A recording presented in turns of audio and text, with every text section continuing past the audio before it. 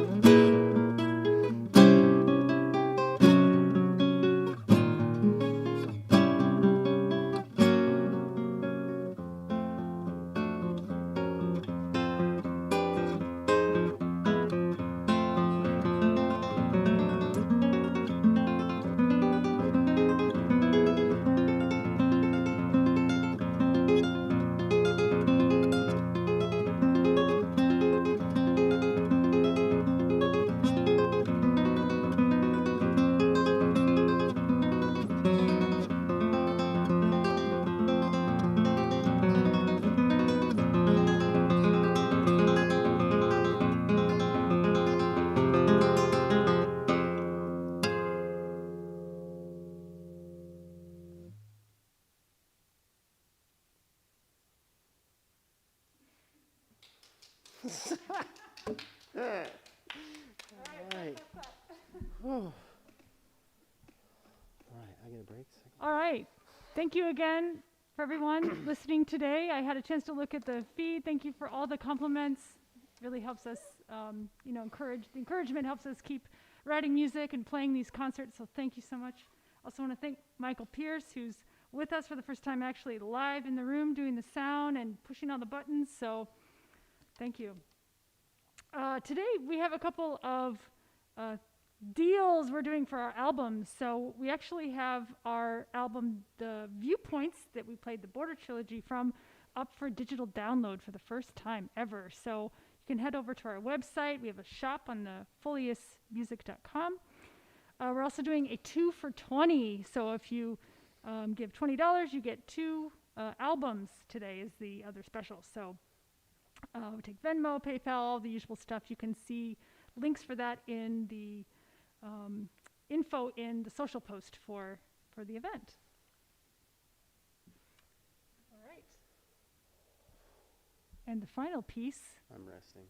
is Andrew's taking 2 more seconds rest. He has to be the composer, the MC, and the guitarist today. Okay, we're going to finish with a set of my pieces that go by the name of the author, Emerson, Ralph Waldo Emerson, the American philosopher and poet and thinker.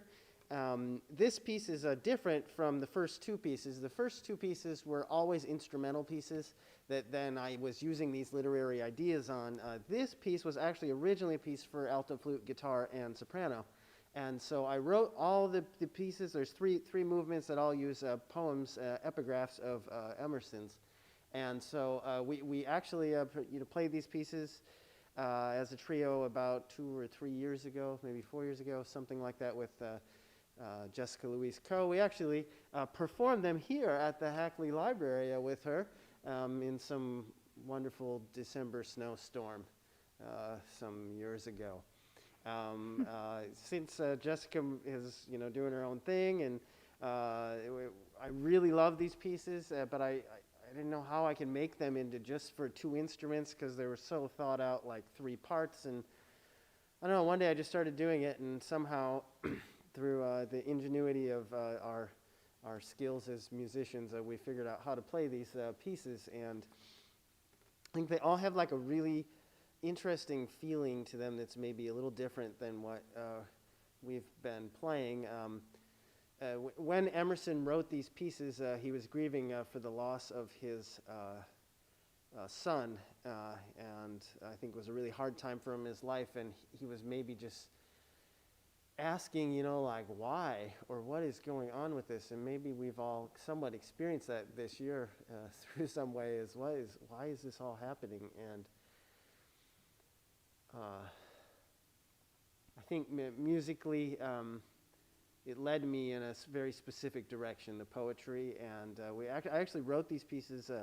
We rented this little cabin in Iowa, in eastern Iowa, at this state park, Backbone State Park, and we were going there like in early March. And there was no one there, no humans, and the bald eagles, though, were all over. And somehow this idea, this openness and this grandeur mixed with this poetry that is maybe struggling with making sense out of what is going on with our lives. And been happy to continue playing them. And so there's 3 parts to this. The first part's called Lords of Life. The second part is called Delicate Omens. And the third part is called Moody Child. And we're going to get the reading from Chris in between all 3 of the movements. So I'll let Chris continue. Thank you. Experience. The Lords of Life, I saw them pass in their own guise, like and unlike, portly and grim, use and surprise, surface and dream, succession swift and spectral wrong, temperament without a tongue, and the inventor of the game, omnipresent without name. Some to see, some to be guessed, they marched from east to west. Little man, least of all, among the legs of his guardians tall, walked about with puzzled look, him by the hand dear nature took. Dearest nature, strong and kind, whispered, darling, never mind. Tomorrow they will wear another face. The founder thou, these are thy race.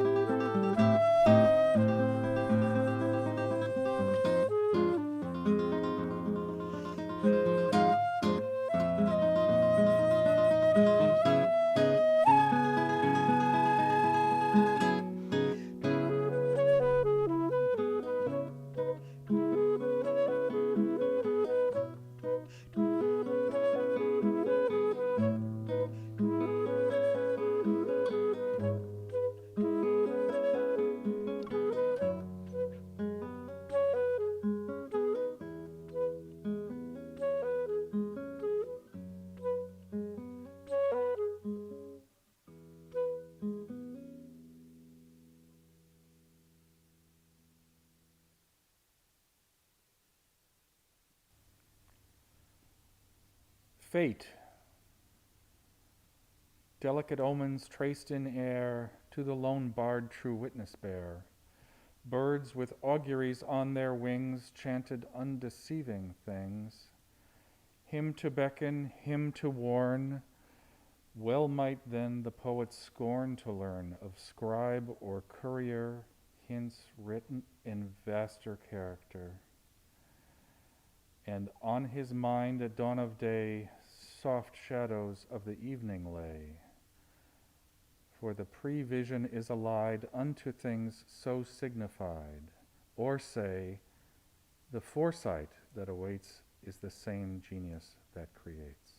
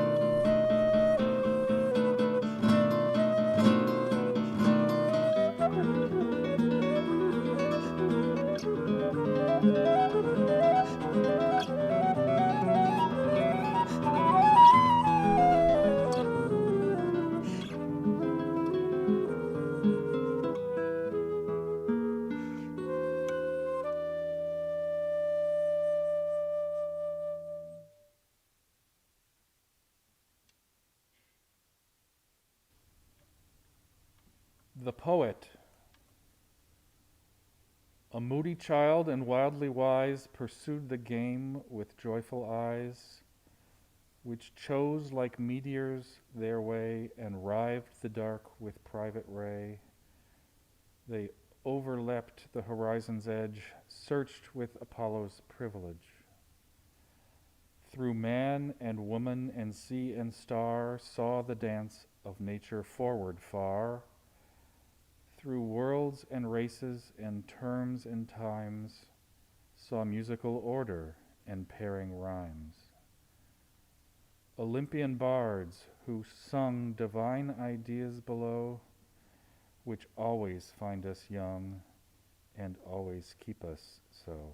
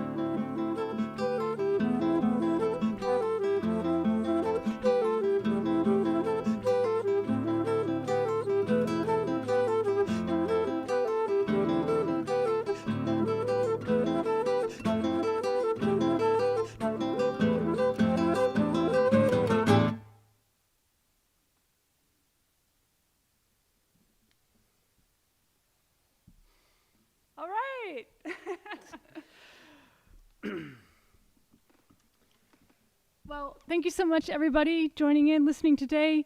Thanks to the Hackley Library. Thanks to Mallory for organizing. Thanks to Michael for doing the sound, and for Christopher Martin for the reading. And our next show is December 13th, so we hope to see you all again. And we're going to invite Mallory back to say goodbye.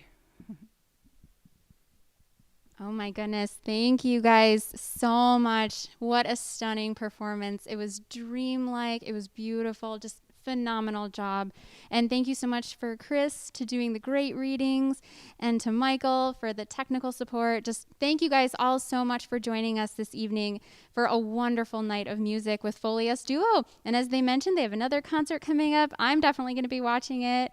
Just thank you guys all so much for joining us virtually at Hackley Public Library. And feel free again to visit hackleylibrary.org or our Facebook page for more upcoming events and programs. And we hope you guys all have a great evening.